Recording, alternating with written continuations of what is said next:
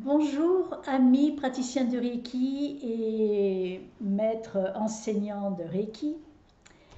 Aujourd'hui, je voulais vous faire une vidéo sur une notion que j'ai trouvée intéressante car il y a quelque temps, quelqu'un a mis sur le groupe de Reiki et de Facebook le Reiki n'est pas de la magie. Alors pourquoi disait-il cela? Eh bien parce que quelqu'un demandait notre aide pour qu'on envoie du Reiki à distance pour un projet. Et donc le Reiki n'est pas de la magie, disait cette personne. Eh bien, ça m'a fait un petit peu réfléchir parce que moi, j'envoie le Reiki sur des projets. J'envoie le Reiki sur des projets, c'est-à-dire que je demande au Reiki de réaliser un projet. Pour moi, je demande tout ce que je veux, car j'ai le droit de tout demander. Après, serais-je exaucé? Ça, c'est une autre histoire. Et pour les autres, en fonction de leur demande. Alors on apprend cela dès le deuxième degré, qu'on peut absolument tout demander au Reiki. Et cette personne disait le Reiki n'est pas de la magie. Ça veut dire qu'elle elle se limite à ses demandes envers le Reiki. Elle limite ses demandes à quoi? À ce qui lui semble, selon ses valeurs, être important. Donc la réalisation d'un projet n'est peut-être pas important, je ne sais pas. Enfin, toujours est-il que pour dire que le Reiki est ou n'est pas quelque chose, il faut définir le quelque chose et le Reiki. Le Reiki, qu'est-ce que c'est? La magie, qu'est-ce que c'est? Et après, on pourra dire si c'est ou si ce n'est pas de la magie. Alors, bon, eh bien écoutez, moi je suis Francisca Galindo, maître de Reiki depuis 2007. Et je suis également experte en Reiki animalier et en communication animale. Voilà, le Reiki n'est pas de la magie. Qu'est-ce que la magie? Eh bien, la magie, c'est lorsque quelque chose trouve une solution sans qu'il y ait une explication scientifique ou logique. Par exemple, quelqu'un qui est en phase terminale d'un cancer, qui va mourir dans 2 mois, les médecins l'ont prédit puisque tout s'est généralisé, son cancer s'est généralisé dans son corps, il va à Lourdes, mettons, il prie Dieu et il guérit spontanément. Est-ce que c'est de la magie? Ça n'est pas expliqué scientifiquement. Si on ne croit pas à cela, comment est-ce qu'on peut envisager la chose? Donc voilà, ça c'est une explication. J'en ai une autre un petit peu plus complexe.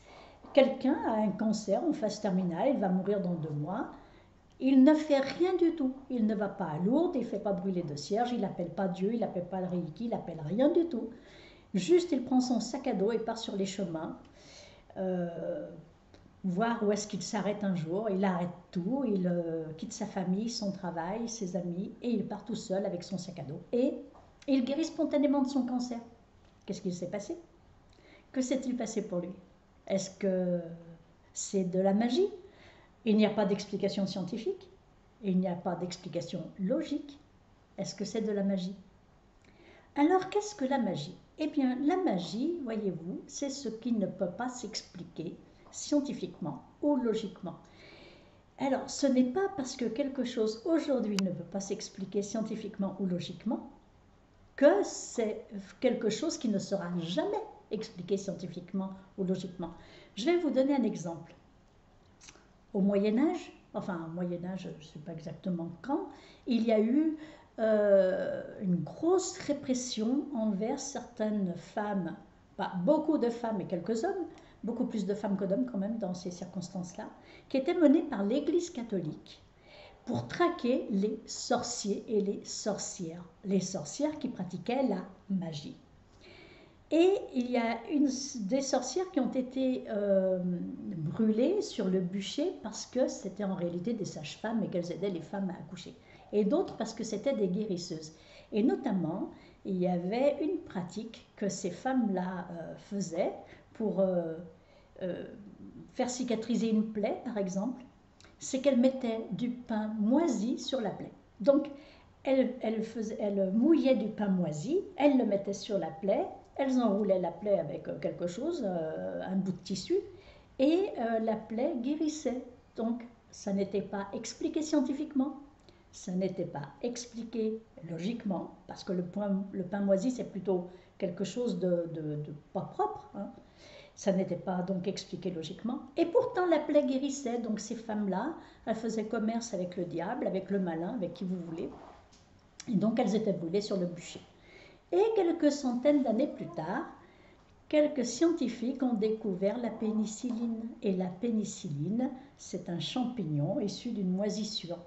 Donc ces femmes-là avaient découvert de façon magique, ou employé la magie, et ce qu'elles avaient découvert, c'était tout simplement la pénicilline. Donc, qu'est-ce que la magie? Vous savez que moi, je suis passionnée d'alchimie parce que je suis persuadée que le Reiki, lorsqu'on entre dans ce chemin-là, pas lorsqu'on vient voir un praticien, pas lorsqu'on a un problème quelconque et qu'on va voir un praticien. Moi, je donne des séances de Reiki à des gens qui ne transmuteront jamais rien, simplement, ils viennent prendre de l'énergie pour aller mieux, pour guérir d'un problème, pour soigner une maladie ou pour accompagner un traitement médical, enfin peu importe quoi. Ces gens-là ne transmuteront jamais rien parce qu'ils ne se mettent pas sur le chemin. Ils viennent demander une aide extérieure. Mais je suis persuadée que lorsqu'on se met sur le chemin, c'est-à-dire qu'on fait travailler notre intérieur et non pas notre extérieur, qu'on ne vient pas demander de l'aide à l'extérieur, mais qu'on se met sur un chemin intérieur et qu'on choisit le Reiki, il y en a beaucoup des chemins qui sont très très bons et qui sont excellents. Mais on peut choisir le Reiki. Moi, j'ai choisi le Reiki. Je suis persuadée que c'est un chemin alchimique de transmutation. Que s'est-il passé pour Mikao Usui lorsqu'il a réalisé son Satori? Qu'est-ce que c'est que réaliser son Satori si ce n'est une transmutation? Ce qui l'a conduit à faire ces fameuses pratiques méditatives, c'est le fait qu'il était dans un certain mal-être. Donc, il a transmuté son mal-être en faisant des pratiques méditatives et il a découvert cette énergie, le Reiki. Et il a mis au point son système de transmission du Reiki. Je pense que lorsqu'on s'engage sur ce chemin en tant qu'étudiant, qu'apprenti, nous sommes sur un chemin de transmutation alchimique.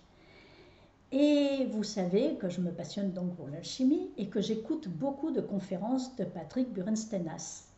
Patrick Burenstenas est physicien à la base de sa formation et il est quand même alchimiste. Il se dit essentiellement alchimiste et il a découvert un certain nombre de choses et notamment la langue par laquelle s'expriment les alchimistes qui est la langue des oiseaux.